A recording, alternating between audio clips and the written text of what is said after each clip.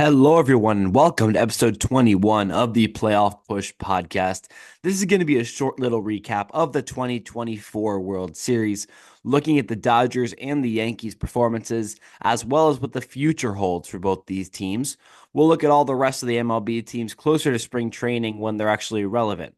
But now we're just going to look at the two teams that made it to the Fall Classic and see what's going on with them.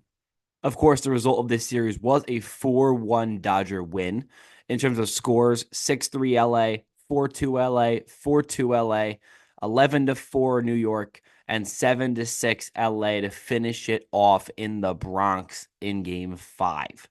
The Yankees' win in game 4 was basically meaningless because it was already a 3-0 series lead for LA, making it 3-1. Dodgers needed one win to clinch. Who cares if you win one game? So the thing to look at here is how the Dodgers only outscored the Yankees by 1 run in this World Series.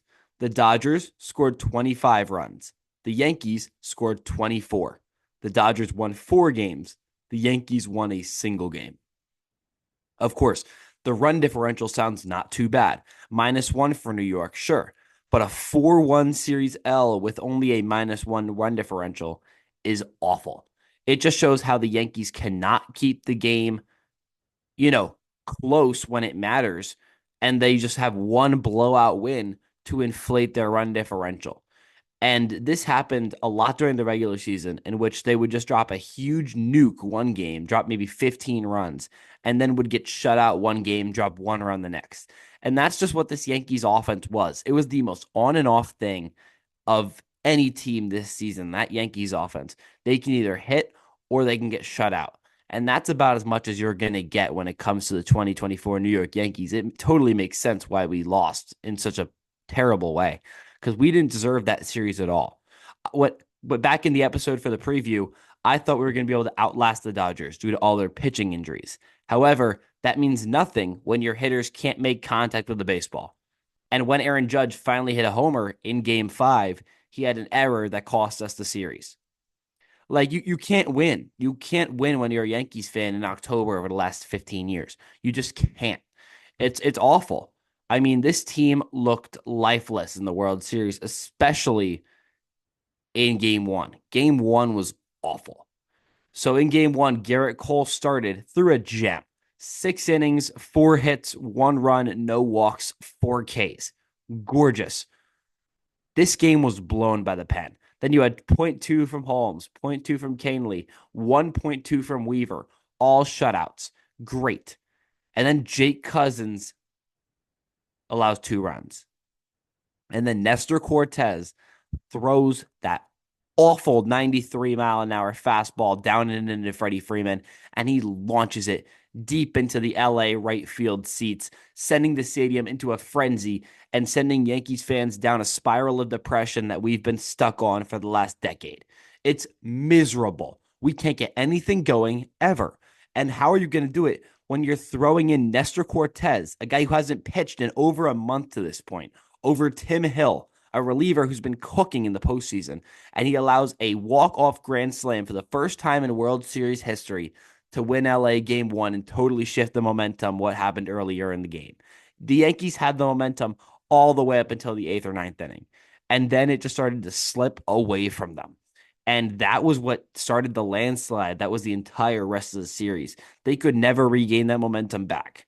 The game 4 was a bullpen game. There's no momentum to be gained when you're facing their awful bullpen guys just to throw away a game, just to be able to win game 5. So just a miserable showing in game 1. Cole threw an absolute gem. Nothing comes of it. Flaherty also pitched very well. 5.1, 5 hits, 2 runs, 1 walk, 6 Ks. I mean, that's what you want from a guy who also hadn't been performing well in the postseason. Flaherty was getting rocked, especially by the Padres. So seeing him put up that stat line kind of showed a positive sign for LA. And then the bullpen was shut down. Treinen allowed 1 run. No one else in the pen allowed a single run. And that was crucial in holding the Yankees down and allowing Freeman to hit that walk-off grand slam to take game 1 of this series. Now, game 2, 4-2 Dodgers win. Again, what happened? So Carlos Rodon, 3.1 innings, 6 hits, 4 runs, no walks, 3 Ks. The entire rest of the game, no runs were allowed. Cousins, Hill, Holmes, Leiter all shut down. But they just couldn't surmount the 4 runs that Rodon led up in the first few innings. Dodgers win, of course, 4-2. Yamamoto is apparently going to be a Yankee killer. 6.1 innings, 1 hit, 1 run, 2 walks, and 4 Ks. And that was it. I believe that the 1 run he allowed was the Soto homer. So he cooked. Blake Trinan also allowed a run. But other than that, again, the bullpen for LA was on point. And besides the case of the bullpen game in game 4, the bullpen for LA was electric and able to shut the Yankees down, especially Alex Vezia, a guy who you may not expect to balled this series. Teoscar Hernandez, Freddie Freeman, Tommy Edman all homered in game 2, leading to another LA victory. Game 3 would be the same score, another 4-2 ball game. This one was better for the overall usage of the Dodgers pen. Buehler had 5 innings, 2 hits, no runs, 2 walks, 5 Ks. And you had 1, 2, 3, 4, 5, 6 guys coming out of the pen. Gratterall, Vesia, Hudson, Banda, Brazier, and Kopech all coming out and throwing their own little segment to take this game once again. This was Clark Schmidt's game. 2.2 innings, 2 hits, 3 runs, 4 walks, 3 Ks. Great. Thank you, Clark. Absolute disaster. And Yankees, again, the offense couldn't get anything going. In terms of players who had hits, there was 4. Stanton had 2. Volpe had 1. Rizzo had 1. Verdugo has 1.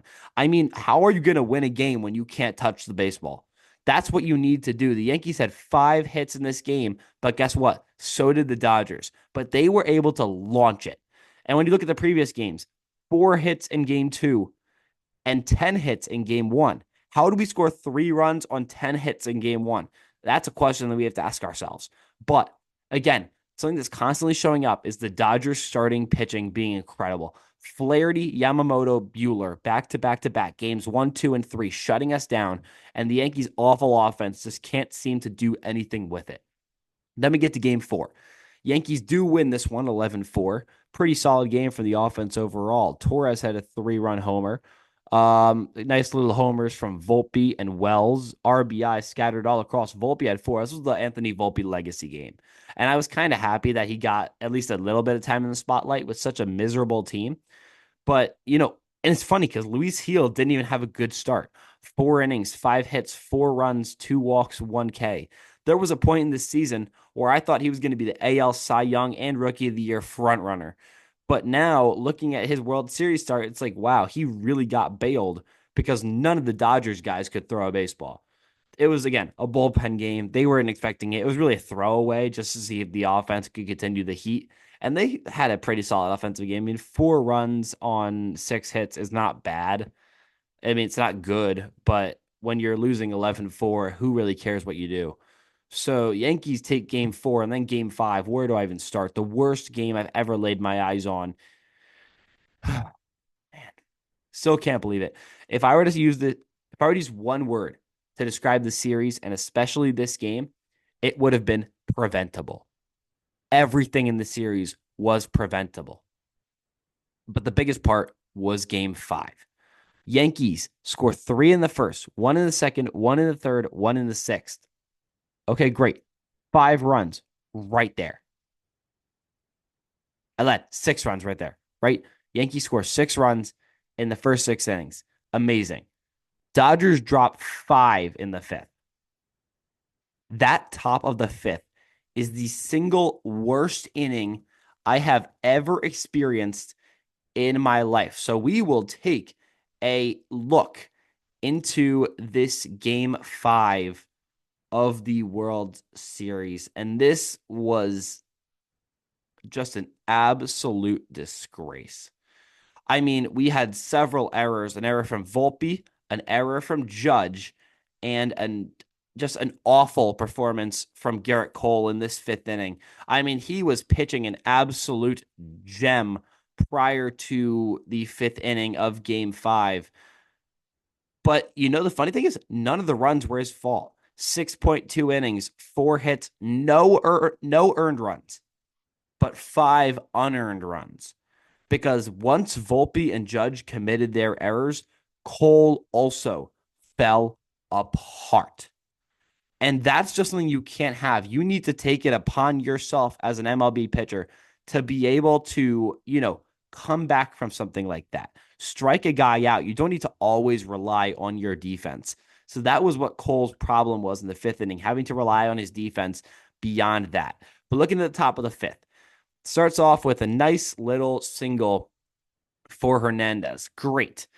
Then Edman is safe at first on a fielding error from Judge because he can't catch a fly ball. Amazing. Great. So Kike is on second, Edman's on first. Will Smith then grounds into a fielder's choice. Edman gets a second, and Volpe throws it away. Now we have bases loaded. Lux strikes out, Ohtani strikes out. So we go from bases loaded, no out, to bases loaded, 2 out. Betts reaches on an infield single, runs the guys around the bags. Then Freeman singled to center. Edman and Smith both score. Betts gets a third. So now we have first and third. 3 runs are in.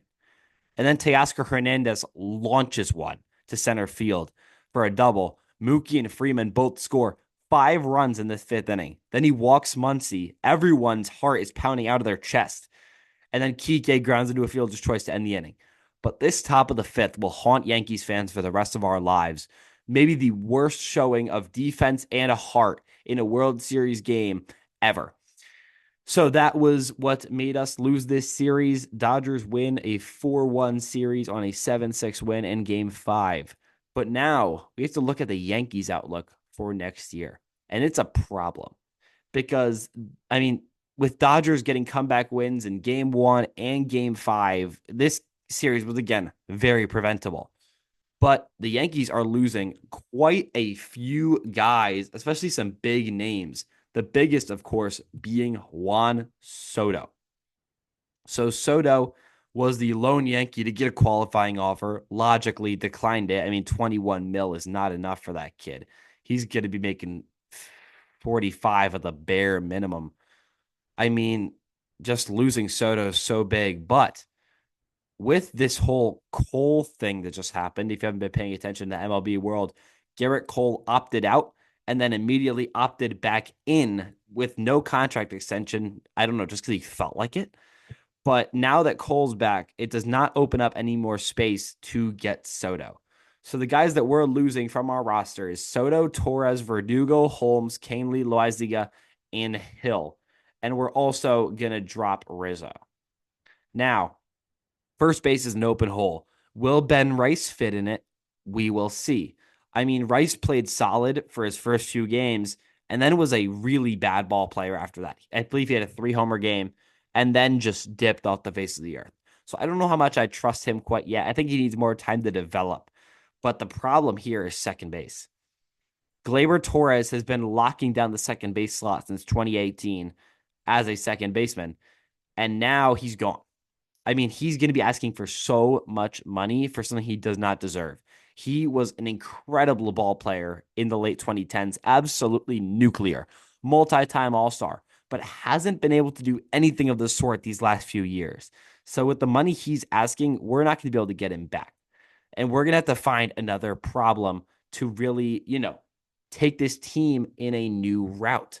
But my problem with this whole second base argument is that this is not the most loaded second base free agent class we've ever had. And knowing Brian Cashman, this is going to be another prospect spam, which I hate. Losing the World Series is not necessarily something I'm pissed about in itself. I'm happy I got to see our team play. But the worst thing ever is that this front office is going to continue to climb up the prospects and not drop some bans on some guys. It's clear the Dodgers can buy a World Series. Why can't we? The goddamn New York Yankees buy a World Series. If you think of a baseball team, you ask someone in any other foreign continent to name an MLB team, they will probably tell you the Yankees, unless you're in Japan, where they'll probably say the Dodgers. But everywhere else, they'll probably give you the New York Yankees as a name. Why can't we drop the same money LA can? They have Betts, Ohtani, Freeman, Yamamoto, and they're about to probably get Roki Sasaki. It's like, how do they have this money? because they care to spend it. And we're stuck with Oswald Peraza stuck in between AAA and the majors. He's a quadruple A player who has not been getting good time at the major league level. You can say the same thing with so many other guys who we've had to cut over time, like Deivi Garcia. Everyone loved him coming up and was just never used, and we got rid of him. Why? What is the point? So knowing him, Cashman's probably going to want to get a second baseman from the minors up. But why not go and try to get Arias? I mean, Arias has been a consistent batting crown winner. We need a batting average guy on this team. We have power for days. We have Judge. We have Stanton.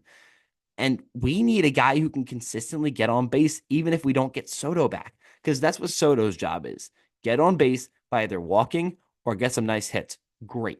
Arias will hit you singles one out of every three at bats, hit 320 to 340 every year.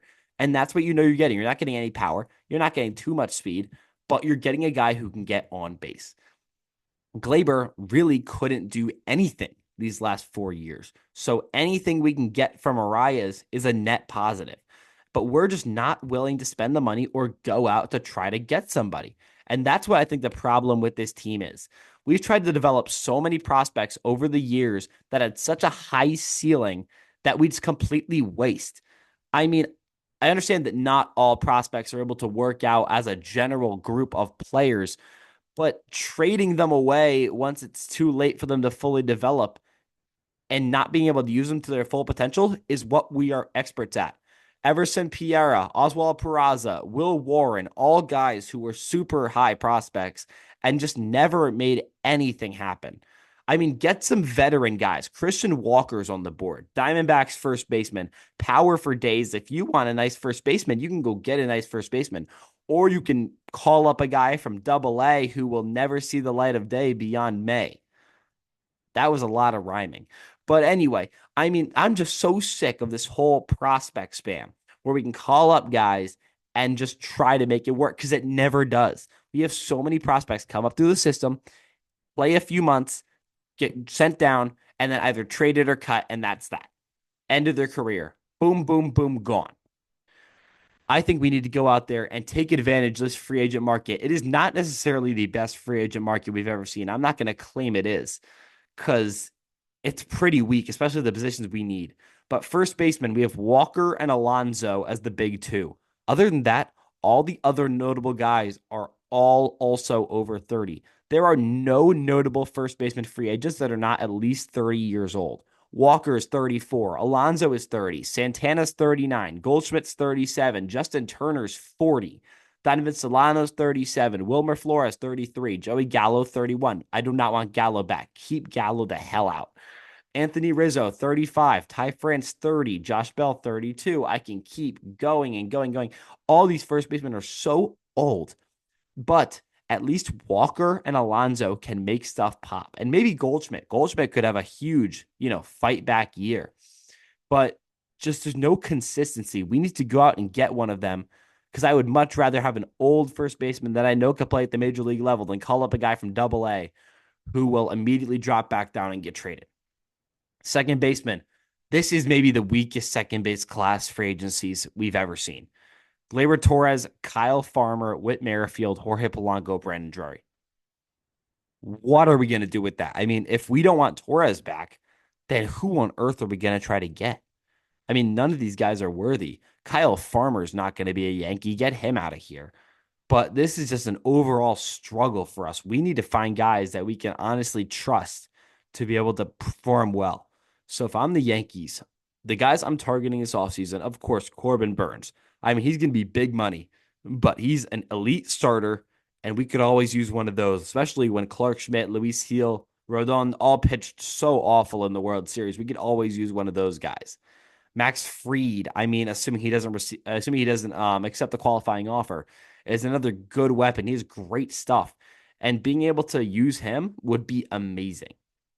We can also make some trades, of course, but I say we try to get Soto back and Christian Walker or Alonso. I mean, I wouldn't be against Alonso, but he's a Met. He's not going to really want to sign with the Yankees probably. But this team is just in such a bad position. You do not want to be where the Yankees are at right now. A team coming off a World Series, who wants to get rid of their manager, but because you made the World Series, they're sure as hell not getting rid of their manager. So get ready to see Aaron Boone another year and Brian Cashman another year. They're going to ride this World Series for another decade until they're able to finally face that they suck at their jobs. So that's what we're looking at from the Yankees' perspective. The Dodgers have absolutely nothing to be worried about. I mean, they are losing basically nobody. They're losing Teoscar Hernandez, who they can easily get back. Clayton Kershaw opted out. Okay, great. He's what, 37? Okay, sure. Go for it. But I mean, they're not losing anybody notable. Walker Buehler, I believe they will be. I can't even confirm that. I think they're losing Buehler. But again, Buehler pitched solid in the World Series, but he just has not been healthy. I mean, the World Series was one of his first starts back from the injured list that he sat on for years. So, and they're also losing Jack Flaherty. Flaherty was actually a really big loss. They got him at the deadline to win the World Series. They won the World Series. So, among the guys they're losing, the only one they should be worried about is Jack Flaherty and Teoscar Hernandez. No one else is really worth the chase, especially with the money they're going to try to want. This Dodgers team is locked down for a while. There is no worries in LA. No more parties in LA. Turn that around. You're going to be partying every day in LA. They have a great shot to repeat, and I would not be surprised in the slightest if they do. This team remains basically just as loaded as they were for that World Series run entering into the 2025 season. That is your outlook from the 2024 World Series. Thank you all for listening to episode 21 of the Playoff Push podcast. I am a Yankees fan who is losing his mind, and hopefully we can make something pop this offseason. We'll keep you updated. Have a great rest of your day.